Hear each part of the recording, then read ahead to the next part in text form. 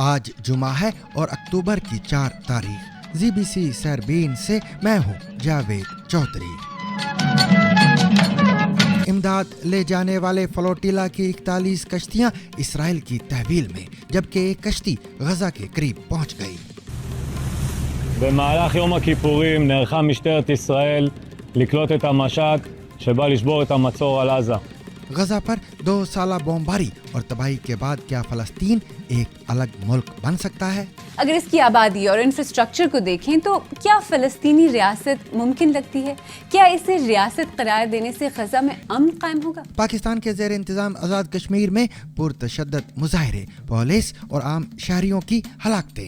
میں اس وقت Pakistan institute of medical sciences میں موجود ہوں، جہاں پر 40 سے زیادہ لا انفورسمنٹ ایجنسیز کے اہلکاروں کو زخمی حالت میں لایا گیا ہے، اور یہ پولیس اہلکار پاکستان کے زیر انتظام کشمیر میں عوامی ایکشن کمیٹی کی طرف سے جو احتجاج کی کال دی گئی تھی، اس میں امن و امان کی صورتحال کو برقرار رکھنے کے لیے انہیں وہاں پر بھیجا گیا تھا۔ انڈین وزیر دفاع نے کہا ہے کہ پاکستان کی کسی مہم جوئی پر اس کی تاریخ اور جغرافیہ دونوں بدل دیں گے۔ اگر سرکریک علاقے میں پاکستان کی اور سے کوئی بھی حماقت کی گئی تو اسے ایسا کرارا جواب ملے گا کہ اتہاس اور بھگول دونوں بدل جائیں گے میرے ساتھیوں۔ لداخ میں 8 روزہ کرفیو کے بعد حالات معمول پر، بازاروں میں زندگی کی واپسی۔ طویل عرصہ بعد کرفیو میں فل ڈے ریلیکسیشن کے اعلان اور ساتھ ہی قیدیوں کی رہائی کی وجہ سے دنیا کے بلند ترین شاپنگ ایونیوز میں شامل لیہ کا یہ سینٹرل مارکیٹ آج رونق سے بھرپور ہے۔ رون اینڈ کوکو جوڑی کا کہنا ہے کہ جو پہچان اداکاری سے نہ مل سکی وہ رون اینڈ کوکو سے مل گئی۔ بھائی ایسا جے کو کھوجو جے کو، جو جے کو نہ کھوجا تو جے کھو جائے گا۔ جو کو کھوجو جے کو کھوجو، جو کو نہ کھوجا تو جے کو کھوجا۔ بیٹا ایسے تو جے کبھی نہیں ملے گا۔ ہاں بھائی۔ اس کے علاوہ دیگر خبریں بھی آج کے سربین کا حصہ ہوں گی، مگر پہلے اہم عالمی خبروں کا خلاصہ۔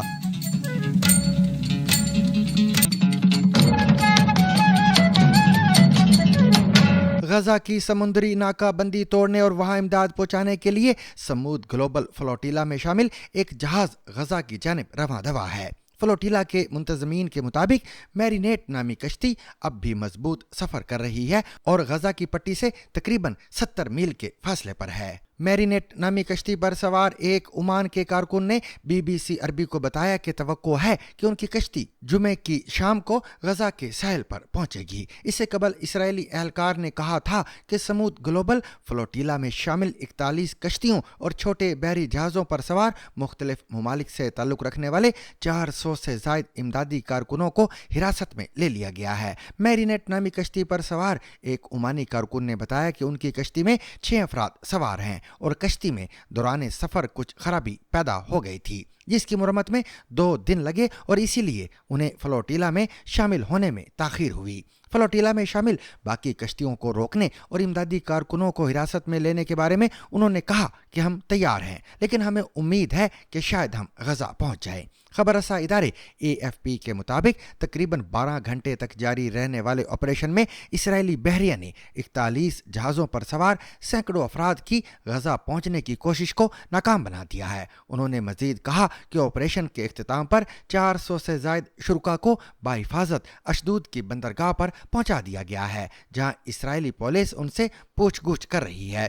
اسرائیل کی وزارت خارجہ نے ایکس پر ایک ویڈیو جاری کی ہے۔ اس ویڈیو میں دیکھا جا سکتا ہے کہ اسرائیلی پولیس کا اہلکار فلوٹیلا میں شامل ایک جہاز کی تلاشی لے رہا ہے۔ ویڈیو میں نظر آنے والے پولیس اہلکار کا کہنا ہے کہ غزہ کے لیے امداد لانے والے سب سے بڑے جہاز میں وہ موجود ہیں۔ اصل مسئلہ یہ ہے کہ اس میں کچھ خاص امدادی سامان ملا نہیں ہے، جیسا کہ ہم پہلے ہی کہہ رہے تھے کہ اس کا مقصد امداد نہیں ہے اور یہ صرف اور صرف اشتعال انگیزی ہے۔ במהלך יום הכיפורים נערכה משטרת ישראל לקלוט את המשט שבא לשבור את המצור על עזה.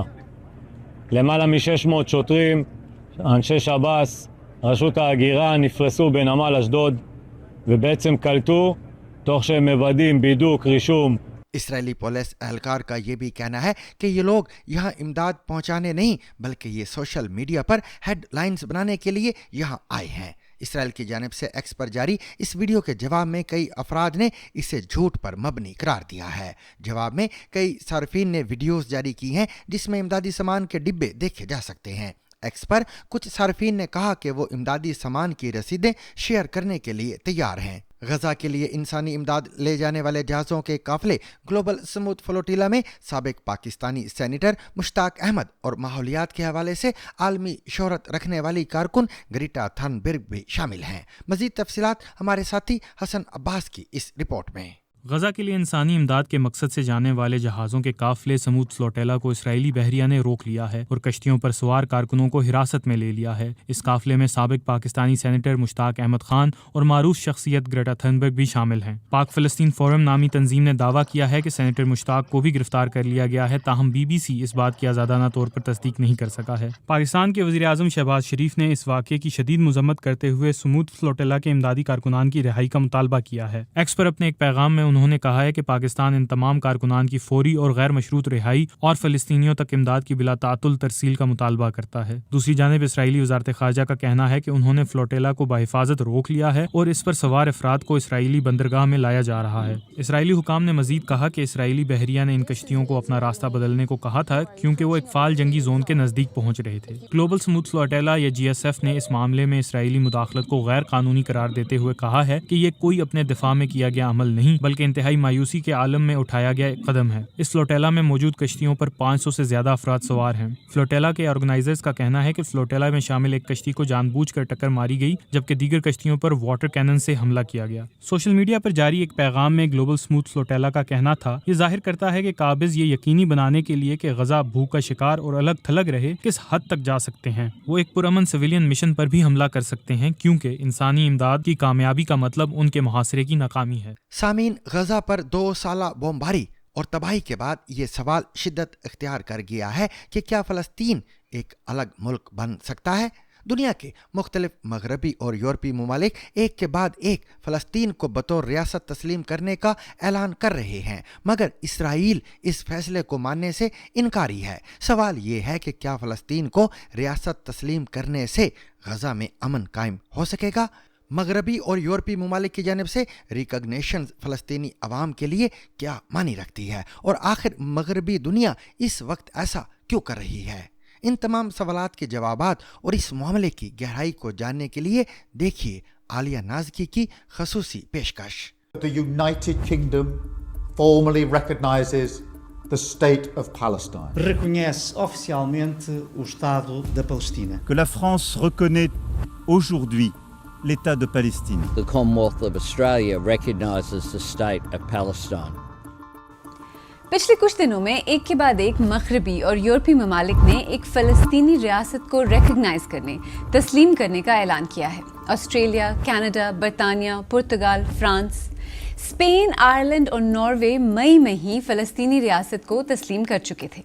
آف کورس اسرائیل نے کہا ہے کہ وہ اس اقدام، اس ریکگنیشن کو ریکگنائز نہیں کرتا ہے، اور یہ بھی کہ فلسطینی ریاست کو تسلیم کرنا دراصل حماس کو ایک سفارتی تحفہ دینے کے برابر ہے۔ اسرائیلی وزیر اعظم بنیامن نیتن یاہو نے کہا ایسا نہیں ہونے والا ہے، دریائے اردن کے مغرب میں کوئی فلسطینی ریاست نہیں ہوگی۔ ایسا لگتا ہے کہ یورپی اور مغربی ممالک، جن میں سے زیادہ تر اسرائیل کے قریبی اتحادی رہ چکے ہیں، اب بھی ہیں، ان کی طرف سے فلسطین کو بحیثیت ایک ریاست تسلیم کرنے سے اسرائیل پر ایک طرح سے دباؤ بڑھ رہا ہے۔ اسرائیل نے مذمتوں اور منفی رد عمل کے باوجود غزہ سٹی پر زمینی فوجی کارروائی جاری رکھی ہے۔ ادھر آکیوپائڈ ویسٹ بینک یا مقبوضہ غرب اردن میں اسرائیلی رد عمل کے حوالے سے تشویش ہے۔ کئی اسرائیلی وزیر کھلے عام مقبوضہ غرب اردن کو اینکس کرنے، یعنی اسے پوری طرح اسرائیل میں ضم کرنے کی باتیں کر چکے ہیں۔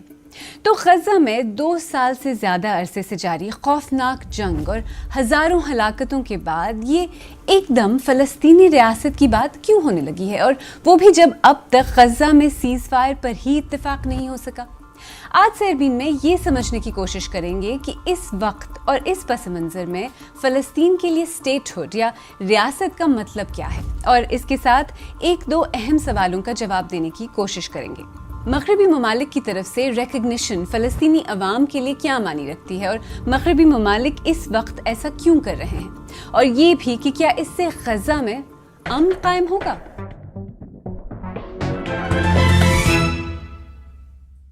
آپ کو پتہ ہے اس سے پہلے بھی اقوام متحدہ کے 193 ممبر سٹیٹس میں سے 140 سے زیادہ فلسطینی ریاست کو تسلیم کر چکے تھے. پاکستان اور انڈیا نے 1988 میں فلسطین کو ایک آزاد ریاست تسلیم کر لیا تھا. اب ایسا کرنے والوں کی تعداد 157 ہو گئی ہے. خیر ابھی 22 سے 26 ستمبر تک اقوام متحدہ کی جنرل اسمبلی کا سیشن امریکی شہر نیو یارک میں منعقد ہوا. اس کے تحت فلسطین کے مسئلے کو پرامن طریقے سے حل کرنے اور 2 اسٹیٹ سولوشن یعنی 2 ریاستی حل کے لیے بین الاقوامی عزم کو مضبوط کرنے کے مقصد سے ایک کانفرنس آرگنائز کی گئی. اس کانفرنس میں فرانس کے صدر ایمانوئل میکرون نے کہا کہ right must prevail over might, یعنی جو صحیح ہے اسے طاقت پر سبقت حاصل ہونی چاہیے. سعودی تعاون کے تحت سامنے آنے والے برطانیہ اور فرانس کے اس کوآرڈینیٹڈ اقدام کا مقصد 2 ریاستی حل کو زندہ رکھنا ہے. اقوام متحدہ کے سیکرٹری جنرل انتونیو گوتریس نے کہا کہ اس کا آلٹرنیٹیو یا متبادل ایک ریاستی حل جس کا مطلب اسرائیل کا غلبہ اور فلسطینیوں کی غلامی ہے. انہوں نے یہ بھی کہا کہ فلسطینیوں کو اجتماعی سزا دینے، فاقوں پر مجبور کرنے یا کسی بھی طرح کی ایتھنک کلینزنگ کا کوئی جواز نہیں ہے. اس کانفرنس میں نہ تو اسرائیل موجود تھا اور نہ ہی امریکہ. اقوام متحدہ میں اسرائیلی سفیر ڈانی ڈینن نے UN جنرل اسمبلی کے باہر صحافیوں سے بات کرتے ہوئے کہا کہ اسرائیل 2 ریاستی حل کے خلاف ہے. Israel is committed to continue this war until we bring back all the hostages and until Hamas is out of the game completely. انہوں نے یہ بھی کہا کہ یہ کانفرنس صرف دکھاوا ہے. حقیقت وہ ہے جو اسرائیل آن دی گراؤنڈ کر رہا ہے، اور یہ بھی کہ اس طرح یک طرفہ طور پر فلسطین کو تسلیم کرنا ایک ایسا اقدام ہے جو آنے والے دنوں میں ایک اسرائیلی رد عمل کا باعث بنے گا. تو ایسے میں اس وقت اسرائیل میں کس طرح کا موڈ ہے؟ وہاں لوگ، سیاستدان، میڈیا ان ڈیولپمنٹس کو کس طرح دیکھ رہے ہیں؟ ہم نے یروشلم میں مقیم صحافی ہریندر مشرا سے بات کی. یہاں پر ایک جو ہے اور وہ اکثریت ہے یہاں کی آبادی کا جو کھل کر کے یہاں پر مظاہرے کر رہا ہے. لگ بھگ تقریباً ہر روز جو ہے یہاں پر مظاہرے دیکھنے کو مل رہے ہیں. ان کی طرف سے بار بار یہ بات کہی جا رہی ہے کہ اسرائیل جو ہے وہ بالکل الگ تھلگ ہوتا جا رہا ہے، اور اگر اسی طرح کی پالیسی رہی اور جنگ کو نہیں روکا جاتا ہے اور کسی طرح کی ڈیل نہیں ہوتی ہے تو اسرائیل کا آئسولیشن اور بڑھے گا. کیا لیکن فلسطینی ریاست کے حوالے سے کسی طرح کا سپورٹ اسرائیلی عوام میں ہے کہ ایک فلسطینی ریاست اگر بن جاتی ہے تو شاید سیکیورٹی سچویشن بہتر ہو جائے، روزمرہ کی زندگی بہتر ہو جائے اسرائیلیوں کے لیے بھی؟ اس طرح کی بات کوئی کر رہا ہے؟ دیکھیں، میں یہاں پر پچھلے 25 سالوں سے رہ رہا ہوں، اور جب میں یہاں شروعاتی دور میں جب یہاں آیا تھا وہ بھی دور جو ہے وہ بڑا ہی مشکل دور تھا. یہاں پر سیکنڈ انتفاضہ کی شروعات ہوئی تھی، تو اس مشکل دور میں بھی یہاں پر جتنے بھی سرویس ہوتے تھے اس میں ایسا نظر آتا تھا کہ یہاں کی اکثریت جو ہے وہ 2 اسٹیٹ سولوشن، 2 ریاستی جو حل ہے اس کے فیور میں ہے. لیکن دھیرے دھیرے جو دیکھنے کو ملا ہے کہ یہاں کی آبادی جو ہے وہ رائٹ ورڈ لیننگ لوگوں کی تعداد جو ہے وہ لگاتار بڑھتی رہی ہے. اور ابھی جو یہاں پر جو ماحول دیکھنے کو مل رہا ہے اس میں صحیح کہیں تو فلسطینی ریاست کو تسلیم کرنے کو لے کر کے کوئی فیوریبل سینٹیمنٹس نظر نہیں آ رہے ہیں. لیکن یہاں ابھی بھی بہت سارے ایسے لوگ ہیں، یہاں پر ابھی بھی بہت بڑی وہ آبادی ہے، خاص کر کے بائیں بازو کی جو تنظیمیں ہیں ان کے جو حمایتی ہیں وہ بھی لگاتار یہ کہہ رہے ہیں کہ یہ اسرائیل کے لیے جو ابھی کا ماحول ہے، اور اگر وہ 2 ریاستی حل کے لیے تیار نہیں ہوتا ہے تو وہ اسرائیل کے لیے ٹھیک نہیں ہے. کیونکہ ابھی موجودہ جو حالات ہیں اس میں اگر ویسٹ بینک، غزہ اور اسرائیل کی آبادی کو ایک ساتھ لے کر کے دیکھا جائے، اور اگر 2 اسٹیٹ سولوشن نہیں ہے تو لوگ اگر 1 اسٹیٹ سولوشن کے تحت جو ہے وہ ڈیموکریٹک رائٹس کی مانگ کرتے ہیں، تو ابھی جو موجودہ ڈیموگرافک پروفائل ہے اس میں دیکھا جائے گا کہ جو جوش میجورٹی ہے وہ لگ بھگ جو ہے ختم ہو چکی ہے. ہم نے متعدد مغربی ممالک کی طرف سے فلسطین کی ریاست کو تسلیم کرنے کی بات کی، تو اس وقت فلسطینی ریاست پر اس طرح توجہ مرکوز کیوں ہو رہی ہے؟ بظاہر تو اس کی سب سے بڑی وجہ غزہ کی ہولناک تباہی نظر آتی ہے جس کی حالیہ تاریخ میں نظیر نہیں ملتی، بلکہ کئی ماہرین تو اسے آن ایوریج دوسری عالمی جنگ سے زیادہ تباہی قرار دے رہے ہیں. آئیں ذرا غزہ کی صورتحال پر ایک کوئک نظر ڈالتے ہیں. غزہ کی جنگ تقریباً 2 سال سے جاری ہے. اس کے بیشتر علاقے ملبے کے ڈھیر بن چکے ہیں. 7 اکتوبر 2023 کو حماس نے اسرائیل پر حملہ کیا جس میں 1200 سے زیادہ افراد ہلاک ہوئے، 251 یرغمال بنائے گئے جن میں سے 21 اب بھی حماس کے قبضے میں زندہ بتائے جاتے ہیں۔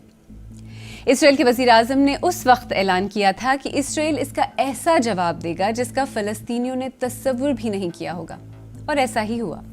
غزہ میں حماس کے زیر انتظام وزارت صحت کے مطابق اس جنگ میں اب تک 60,000 سے زیادہ افراد ہلاک ہو چکے ہیں۔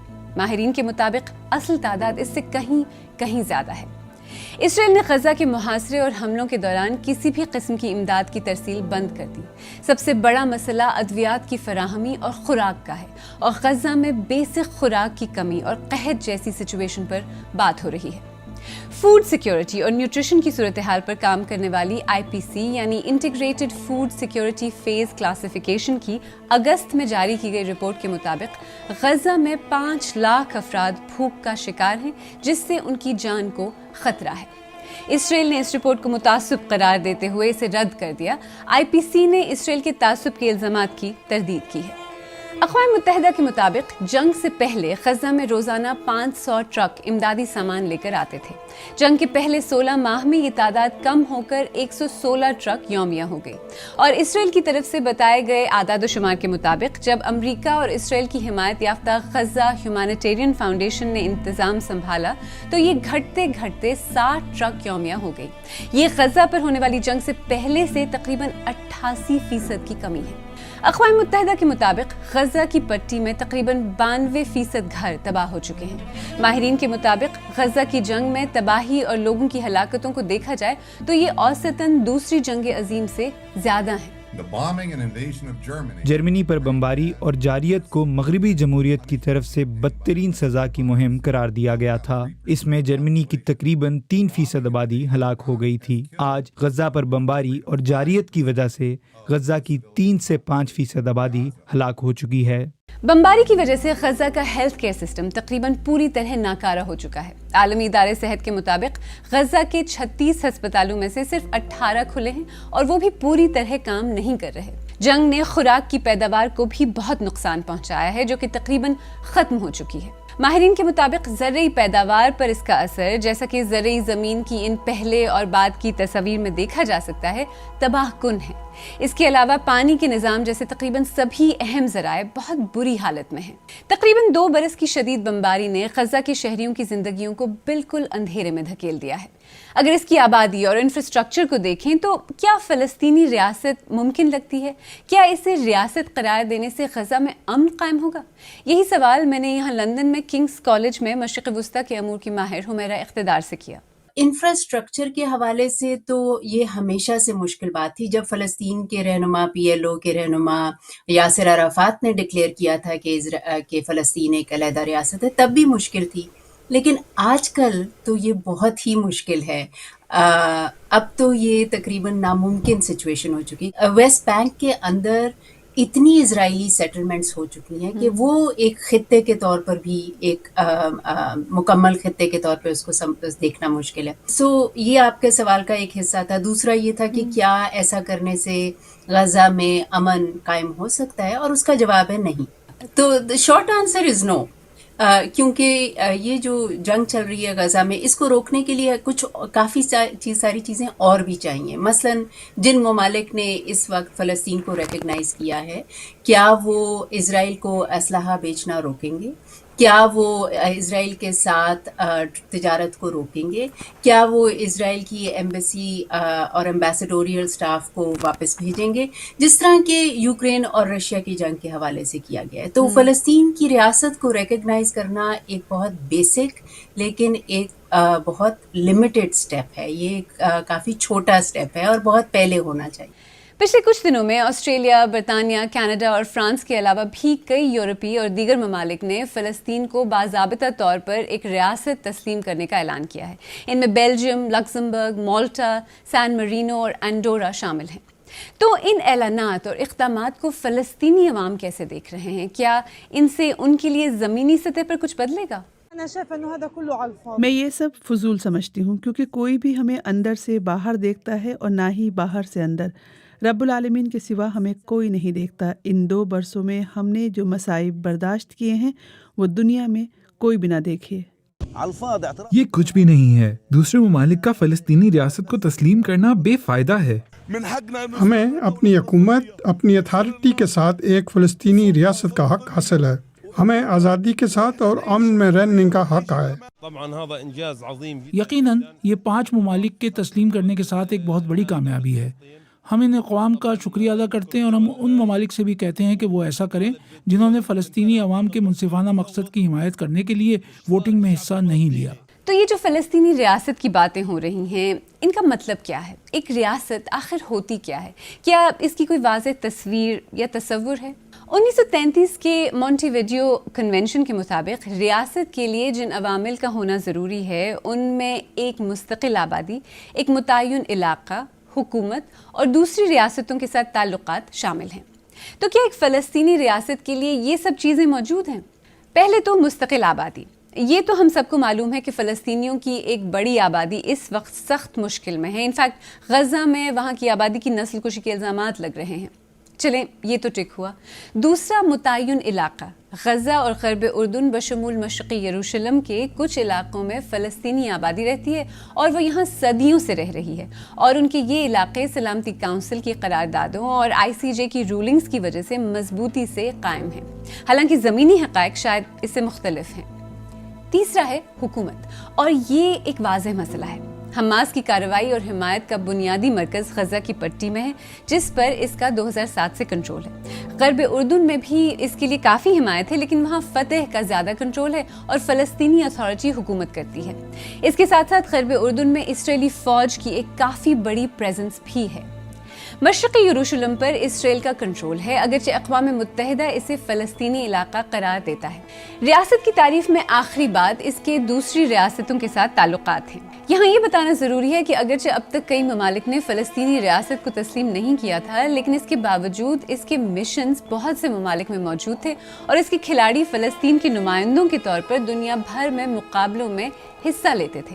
तो इस पस मंज़र में जहाँ फ़लस्तीनियों की ज़िंदगी के तमाम पहलुओं पर, यहाँ तक कि ख़ुद उनकी ज़िंदगियों पर भी अमली तौर पर इसराइली कंट्रोल है, क्या इन हालात में फ़लस्तीनियों के लिए रियासत का कोई मतलब ही है? बहुत सारे फ़लस्तीनी मुबस्सिरीन यही कह रहे हैं कि, और अगर आप इंटरव्यूज़ देखें, उनकी सोशल मीडिया पोस्ट देखें, तो वो इसको एक बहुत लिमिटेड वेलकम दे रहे हैं। वो ये कह रहे हैं कि ठीक है, ये एक डिमांड थी जो कि हमने बहुत सालों से इसको मांगा, जब वक्त था इसको पूरा करने का उस वक्त नहीं किया गया, और अब आज अगर इसको पूरा किया गया है तो इसके साथ अगर ये बाकी एक्शंस जो मैंने आउटलाइन किए अगर वो ना किए जाएं तो फिर इसका कोई मकसद नहीं है। In fact this is a distraction. ये ऐसे वक्त पे फ़लस्तीन को एक रियासत मानना और उसी को सेलिब्रेट करना एक ख़तरनाक स्टेप भी हो सकता है।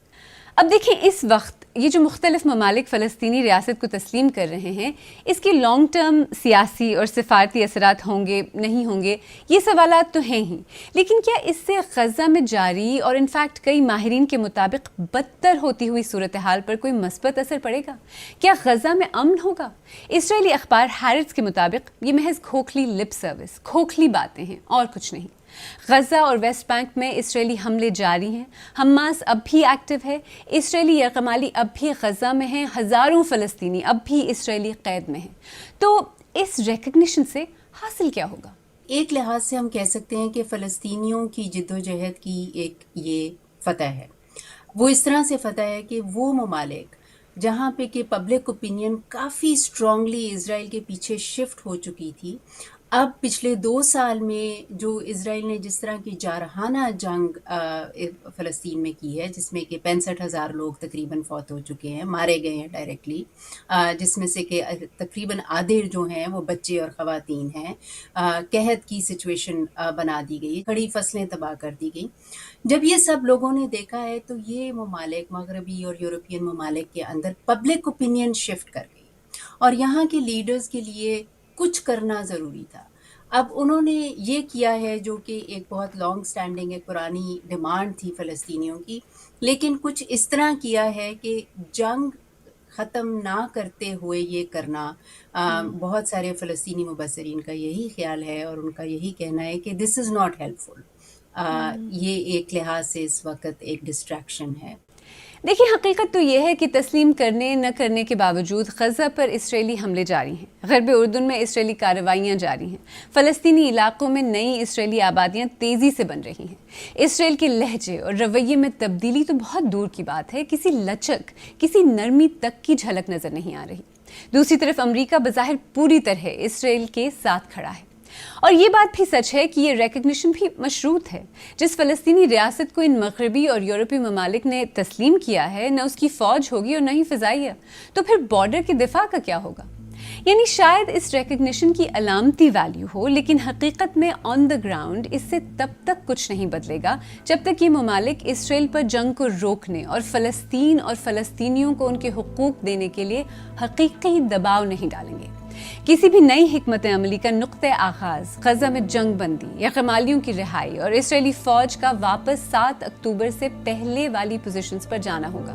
ایسا کب ہوتا ہے، ہوتا بھی ہے یا نہیں، یہ سب بین الاقوامی برادری کی کمٹمنٹ پر منحصر ہے کہ وہ ایک فلسطینی ریاست قائم کرنے کے لیے کس حد تک سنجیدہ ہیں۔ پاکستان کے زیر انتظام کشمیر میں جاری احتجاجی مظاہروں نے شدت اختیار کر لی ہے، جس کے نتیجے میں کئی پولیس اہلکار اور عام شہری جاں بحق اور متعدد زخمی ہوئے ہیں۔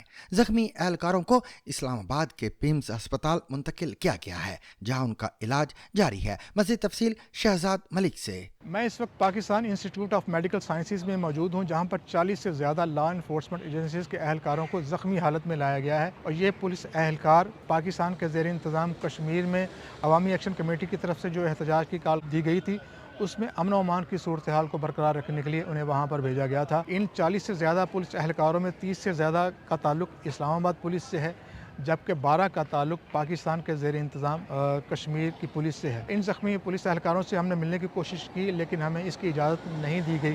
تاہم ان کے جو رشتہ دار ان سے ملنے کے لیے گئے تھے تو انہوں نے یہ بتایا ہے کہ جو زخمی پولیس اہلکار ہیں وہ یہ بتاتے ہیں کہ یہ واقعہ کل رات کو پاکستان کے زیر انتظام کشمیر کے علاقے ڈوڈیال میں پیش آیا، جہاں پر ان کے بقول ان کے پاس یہ معلومات تھیں کہ کچھ جو پروٹیسٹرز ہیں وہ پہاڑوں میں چھپے ہوئے ہیں، جن کو گرفتار کرنے کے لیے جب وہ وہاں پر پہنچے تو ہزاروں پروٹیسٹر جو ہے وہ وہاں سے نکل آئے، جنہوں نے مبینہ طور پر پولیس پہ حملہ کیا، جس میں یہ لوگ زخمی ہو گئے۔ انہوں نے کہا کہ نہ صرف یہ افراد زخمی ہوئے ہیں، بلکہ مظاہرین نے وہاں سے جو اینٹی رائٹس ان کا سامان تھا، یونیفارم تھا اور دیگر جو ساز و سامان وہ ساتھ لے کے گئے تھے وہ بھی لے گئے ہیں۔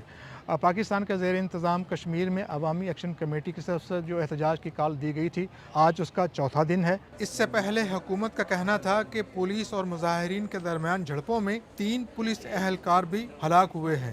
دوسری طرف عوامی ایکشن کمیٹی نے یہ دعویٰ کیا ہے کہ ان جھڑپوں کے دوران 9 افراد ہلاک اور متعدد زخمی ہوئے ہیں۔ پاکستان کے زیر انتظام کشمیر کے دارالحکومت مظفر آباد کے علاقے لال قلعہ میں 2 افراد کی مشترکہ نماز جنازہ ادا کی گئی اور احتجاج بھی کیا گیا۔ وزیر اعظم پاکستان میاں شہباز شریف نے اس واقعے کا نوٹس لیتے ہوئے ایک اعلیٰ سطحی مذاکراتی ٹیم تشکیل دی ہے، جو اس وقت مظفر آباد میں موجود ہے۔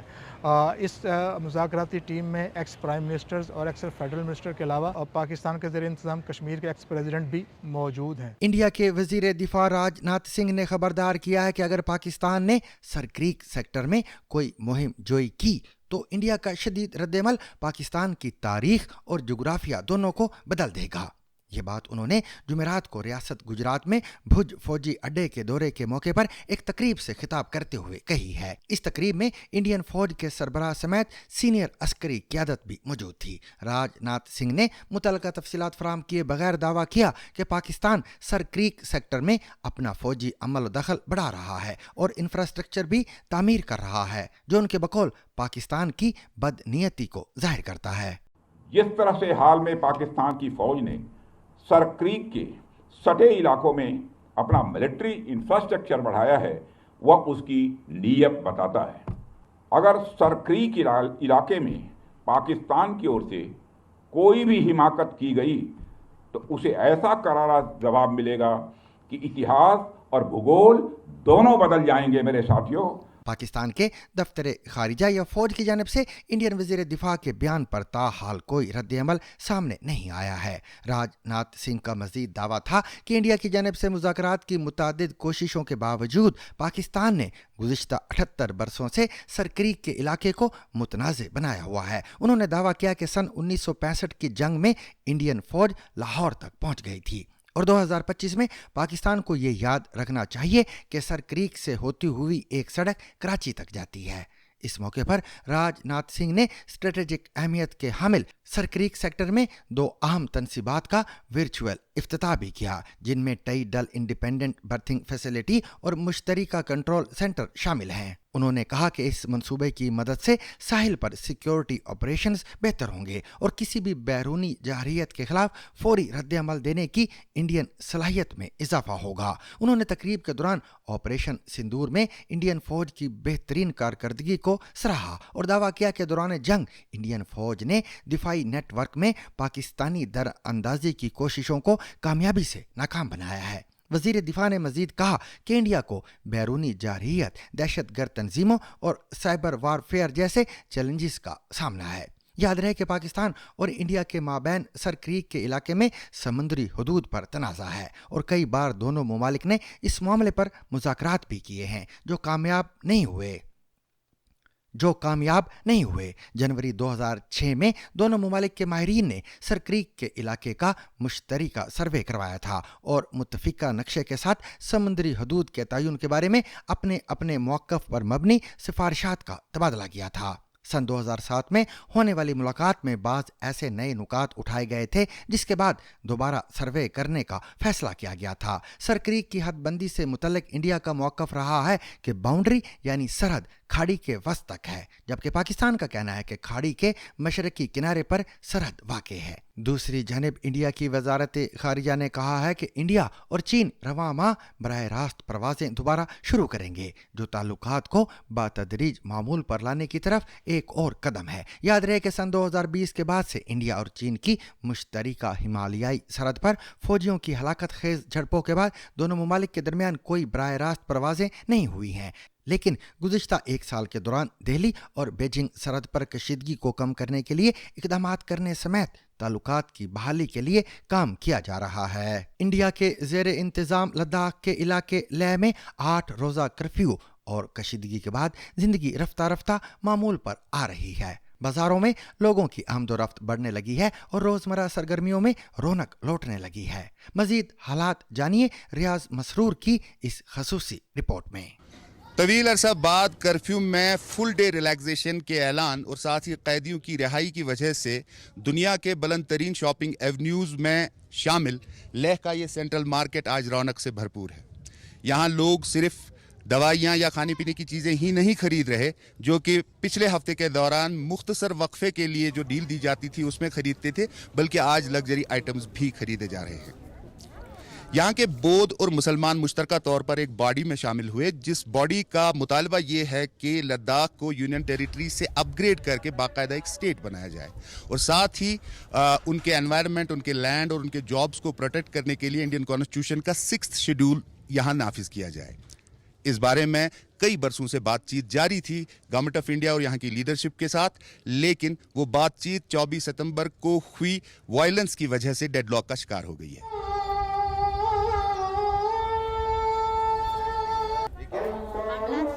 यहाँ पर हमारा मार्केट पूरा बंद था सर।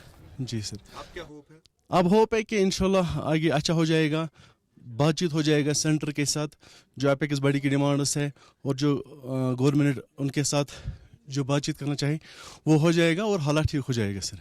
बीच में जब कंप्लीट शटडाउन था सब कुछ, तो लोगों को उनका खाने पीने के लिए बड़ा प्रॉब्लम हो रहा था सबको, लेकिन ठीक है अभी रिलैक्सेशन थोड़ा मिल रहा है, तो अभी इजीली सब कुछ अवेलेबल हो भी रहा है, तो सब कुछ मिल रहा है लोगों को, तो वो अच्छा है उसके लिए। ठीक है वो 6 बजे बंद कर रहे हैं, बट ये है कि हाँ अगर ये लंबे टाइम तक थोड़ा खुले मार्केट फुल टाइम ओपन रहे तो वो ज़्यादा बेहतर रहता है। बहुत ही अच्छा लग रहा है, ऐसा लग रहा है बाहर आके जान आ रही है। It's the market is looking alive, people are looking alive, like that is so nice, because during the curfew nothing was open and whenever we used to come out it's like क्या चल रहा है, this we have never seen this, I have never face lockdown जैसा लग रहा था एक point के लिए कि भाई फिर से लॉकडाउन हो रहा है। सोशल मीडिया पर मकबूल पाकिस्तानी जोड़ा राबिया कलसूम और रिहान नाजिम, जो रोन एंड कोको के नाम से जाने जाते हैं, ने BBC उर्दू को दिए गए खसूसी इंटरव्यू में अपने कंटेंट, अदाकारी और ज़ाती तजुर्बात के बारे में गुफ्तगू की है। इस मौके पर उन्होंने मद्दाहों के दिलचस्प सवालात के जवाब भी दिए हैं। मज़ीद तफसील बुराक शबीर से। Hello chat GPT, how to be rich, very rich overnight, पहले तो मुझे समझ नहीं आती थी। रबिया और रेहान के पास चलते हैं और उनसे वो सब पूछते हैं जो सवालात आप उनसे जानना चाहते हैं।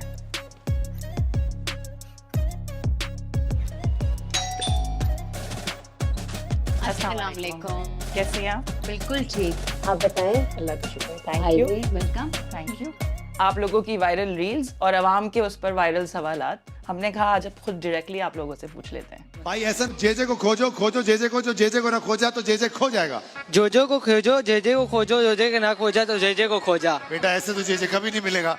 हाँ भाई, हम तो 30 to 60 सेकंड्स रील देख रहे होते हैं फाइनल शेप, बट जैसे आप बता रहे हैं पीछे के एफर्ट्स, तो कोई ऐसे जब क्रिएटिव डिफरेंसेस आते हैं, आप दोनों किसी कंसेंसस पे नहीं आ रहे, कैसे इसको हैंडल करते हैं? कोई लड़ाई हो गई हो, अगर आप BTS देख लें तो आपको पता लगेगा कि पीछे फड्डे क्या चल रहे होते हैं। ये स्पेशली होता है जब हम डांस वीडियोस बनाते हैं, तब होता है कि एक मूव यहाँ जा रही है, कोई बॉडी यहाँ गिर रही है, तो टांग का स्टेप गलत चला गया, तो उसमें जो होता है ना कि हम कहते हैं यार नहीं ना ऐसे है, ये नहीं है हमारी बहुत ज्यादा। और मतलब आई लूज माई माइंड ना कि यार मतलब राइट और लेफ्ट और कितनी दफ़ा करना पड़ेगा।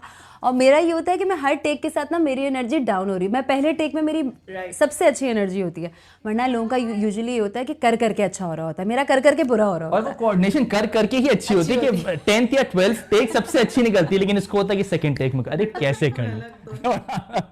आपको नहीं पता कि मैं क्यों नाराज हूँ? कल जब हम साथ गाड़ी में निकले थे और कॉफी शॉप के सामने गुजरे थे, आपको नहीं पता था आपको क्या करना चाहिए? मुझे क्या करना चाहिए था? क्या मैं उतर के पथराव कर देता कॉफी शॉप? पथराव नहीं कर देते, लेकिन जब मैंने आपको पॉइंट आउट भी कराया था कि रेहान वो देगी कॉफी शॉप, तो आपको नहीं पता था कि मुझे कॉफी पीनी है? अरे तो बोल देती कि तुम्हें कॉफी पीनी है। अच्छा, सो जो हम देखते हैं और जो एक्चुअली, क्या ऐसा ही है जो लोगों ने बना लिया कि ओ परफेक्टली बहुत ही मैरिड कपल, बहुत परफेक्ट लाइफ एंड एवरीथिंग? माशाल्लाह टचवुड लगभग वैसा ही है जो नजर आता है। लड़ाइयाँ भी बहुत होती हैं, फड्डेबाजियाँ भी बहुत होती हैं, और मैं ज्यादा बड़ी फड्डेबाज हूँ, ये तो मेरी इमेज है ही, सबको पता है।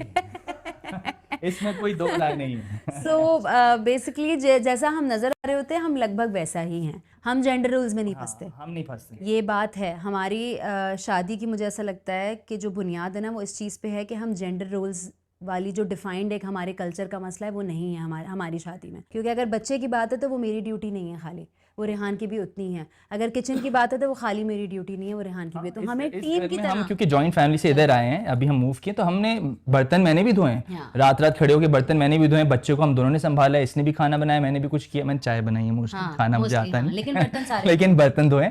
जो कर सकते हैं वो करते हैं, जहाँ हाथ बटा सकते हैं हम दोनों एक दूसरे हम करते हैं। ऐसा नहीं है कि नहीं मैं मर्द हूँ तो मैं ये करूंगा, तुम औरत हो तो वो करोगी, ऐसा कुछ नहीं है।